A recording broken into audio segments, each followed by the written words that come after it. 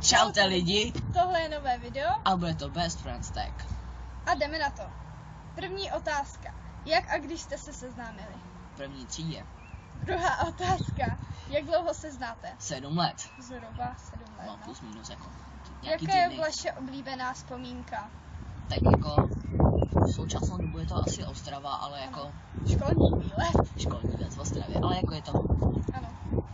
Jaká je vysněná práce toho druhého? Tak ona má jakože ajťák nebo něco s počítačema. A on chce být designér pokojů nebo zahradní architekt?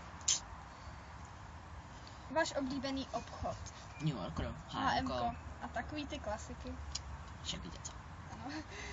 Jaký je váš oblíbený televizní pořad?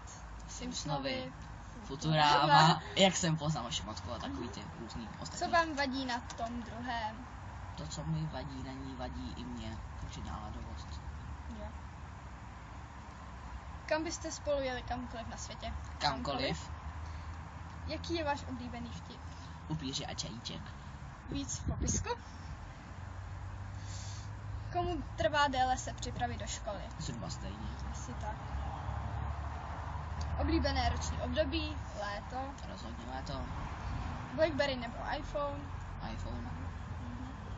Oblíbená značka make-upu? Já make-up nenosím. Já rozhodím Maybelline, doporučuju. Baby Lips mají i novou černou verzi. Takže jakože já jsem ten kluk, ta holka, takže v pohodě. Kalhoty nebo šaty? Šaty. Sakra. Věříte na konec světa? Jo, určitě. jednou musí skončit. Oblíbené zvíře toho druhého? Ona má něco jako koala, vlk, takový ty Želva a opice. opičky tak. forever. Popište se navzájem jedním slovem. Blázen, Podpatky nebo baleríny? baleríny, Ano. pohodlnější. Rozhodně baleríny. Jaký máte stejný kus oblečení? Asi Černý dáče kalhoty. a tak. Černý kalhoty. Jaké je vaše oblíbené jídlo? Pizza? Hranolky, Špagety? klasika. A tohle bude celé video. Dejte like, odběr nebo koment. Jestli se vám líbilo. A čau.